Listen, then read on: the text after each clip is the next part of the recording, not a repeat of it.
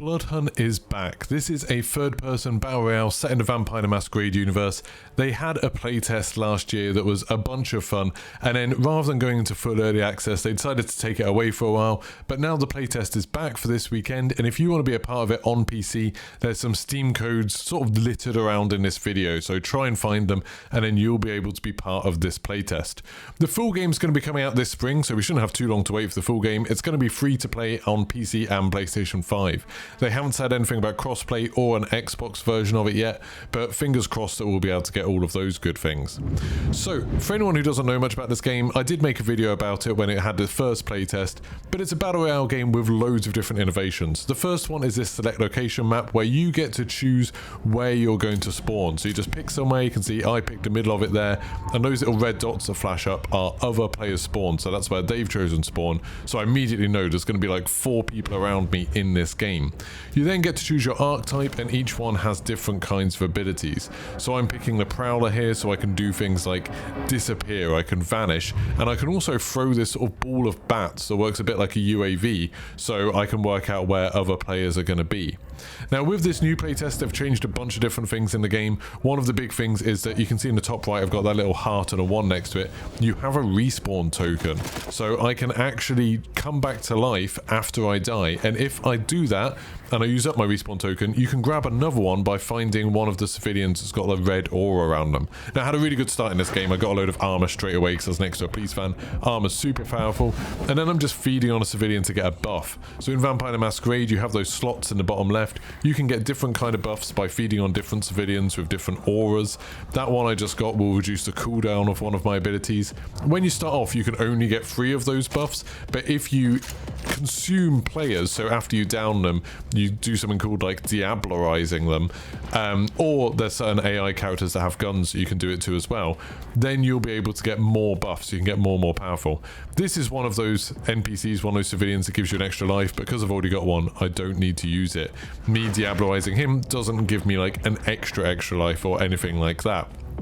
Now you can see that I've picked up the SMG and the shotgun. Shotgun seems super powerful in this, particularly the double-barreled shotgun, which I don't find very often. It seems to kind of meta in this game at the moment is to use the spiked baseball bat, double-barreled shotgun, and the revolver. They're all super powerful. Double-barreled shotgun up close is absolutely devastating. Melee has always been good in this, and then the revolver you can basically use like a sniper rifle, but I'm assuming all of that balanced stuff will change by the time the game comes out.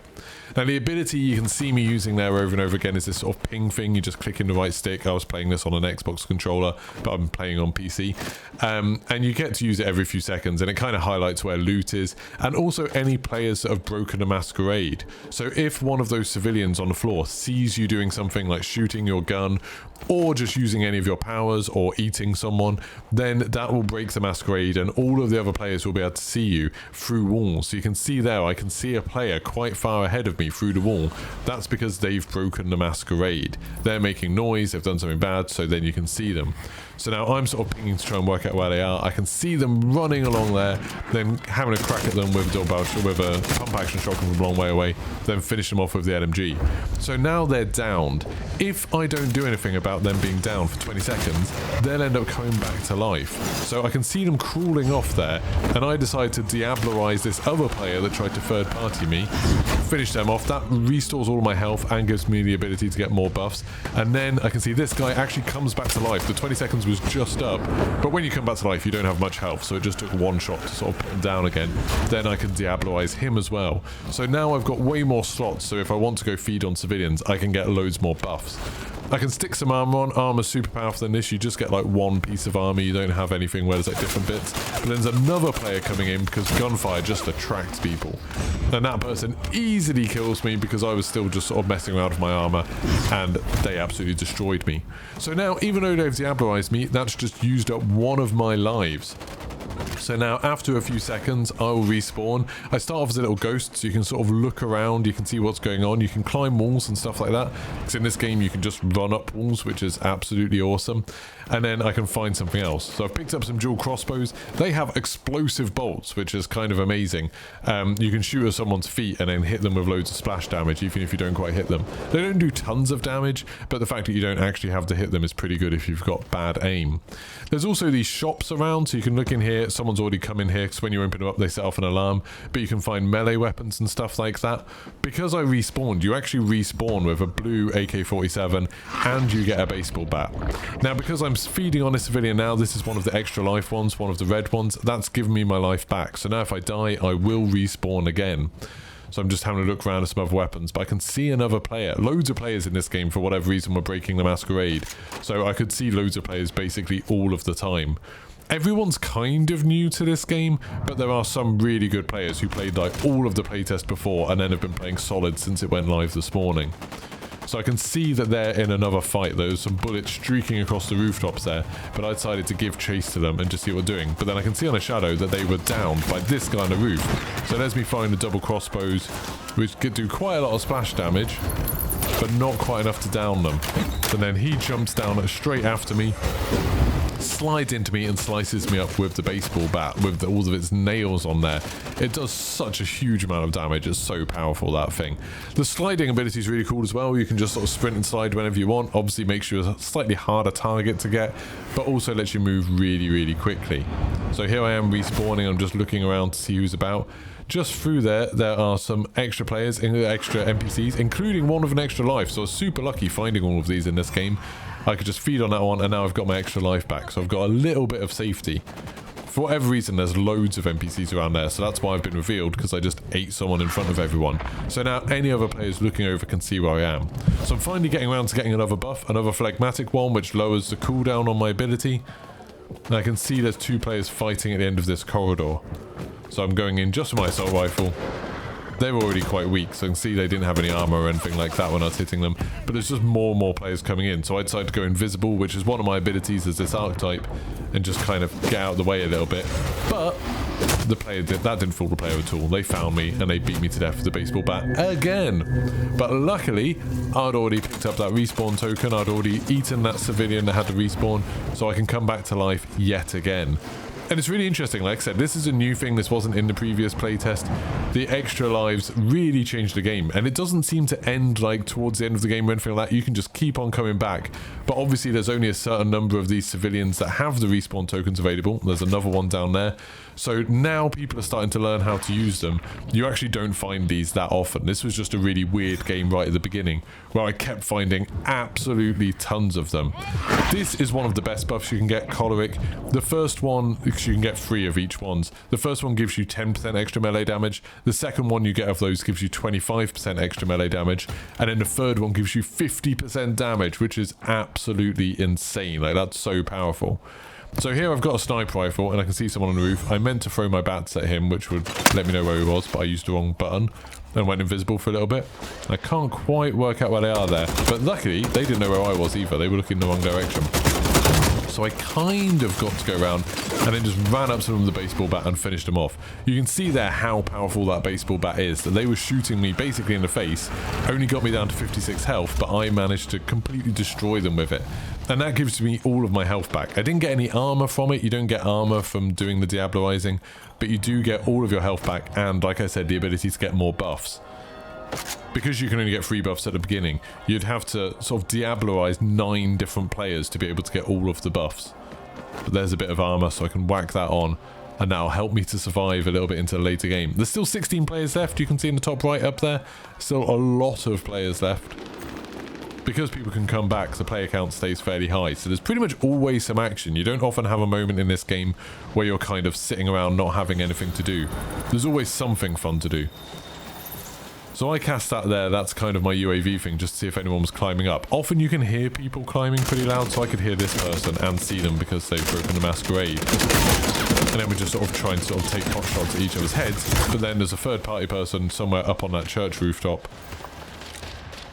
And I can see them using a syringe, so I thought maybe I can get up there with the bat, but I'm also getting shot in the back, which isn't ideal. So I downed that person, decided to go for the kill, even though I was getting shot from the church roof. Managed to get the kill, which is pretty good. And I've still got a lot of health, because all of those shots really just took my armor off.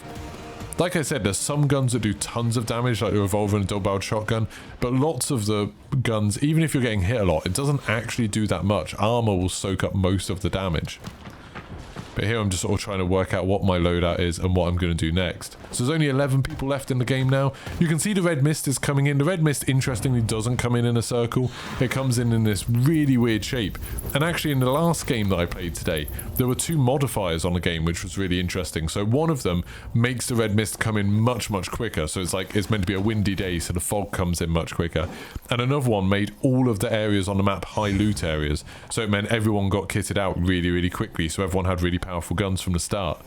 That idea of having modifiers randomly at the beginning of a game, and quite rarely as well, because I played like 10 games earlier and I only saw it once, that's pretty amazing. So here I am just using my baseball bat to beat someone to death. I realised then that I actually hit someone with what looked like might have had a different skin on there.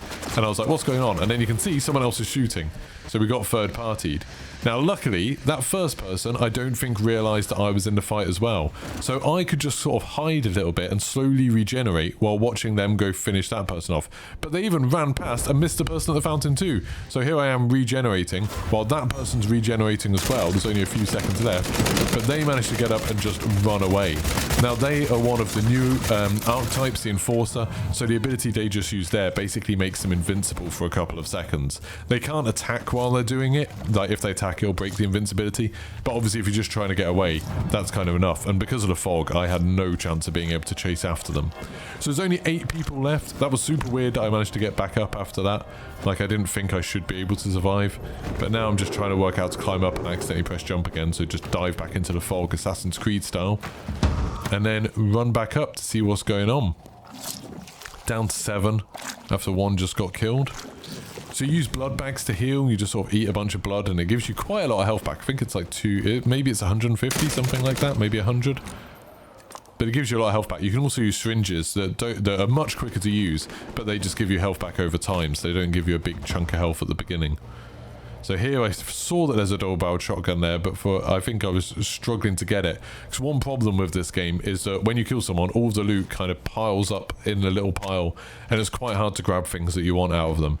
That's something that loads of games suffered from. I remember Battlefield 5 had that with Firestorm, where all of the loot just went into a big pile on the ground, and it was really hard to find anything.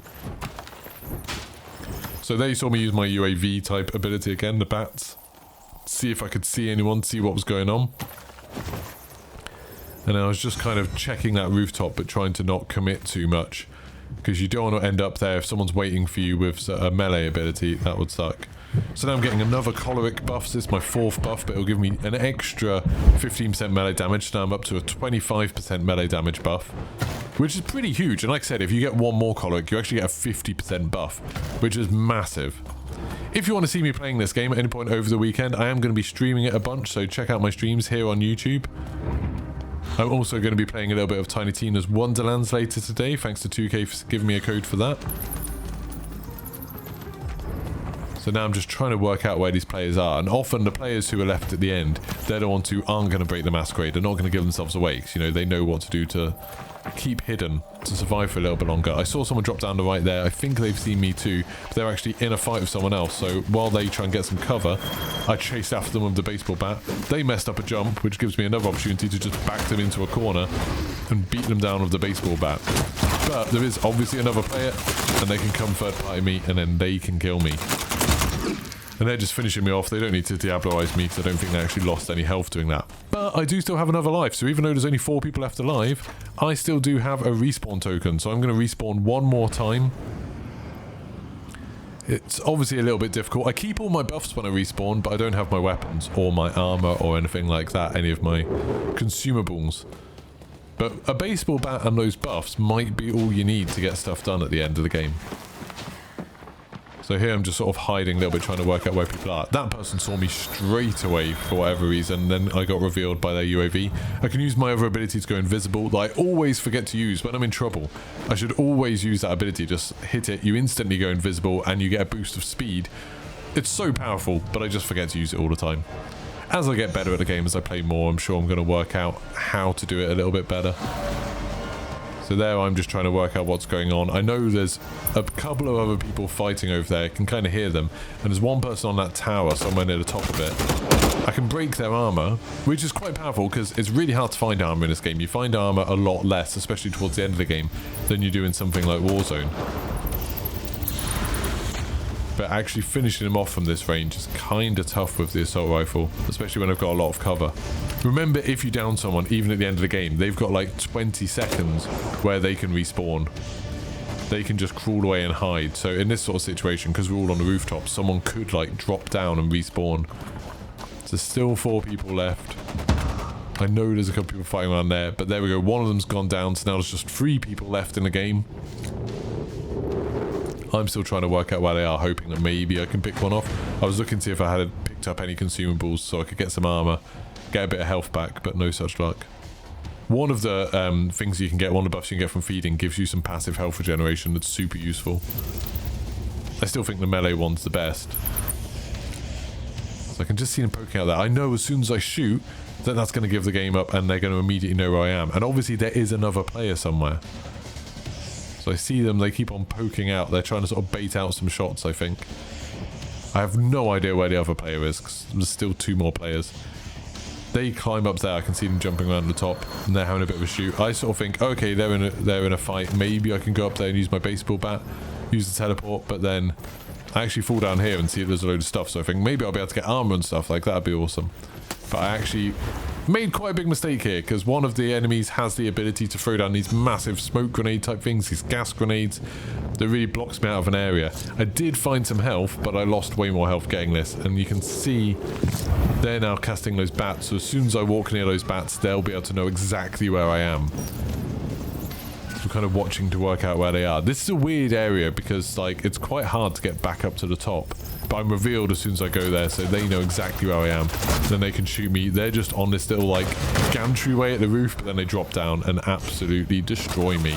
But the other player, the player who ends up winning, is also there, so they come down third party and win the game. Because that's always what happens. If it's 1v1v1, you don't want to be the first one to get seen. But now, just 1 player left, so they've won the game. So there you have it. That is Vampire the Masquerade Bloodhunt. It's an awesome Battle Royale game. Like I said, you might have seen some codes in this video. You can use them to get access to this yourself. The playtest is just running this weekend. The game is going to be coming out on PC and PlayStation 5 sometime this spring, so we shouldn't have too long to wait for it. I really hope this game takes off, because I think it's awesome. If you like the video, don't forget to leave a like, subscribe, turn your notifications on, and I'll see you for the next one. That's kind of beautiful. I enjoy that a lot. That's a lot of fun.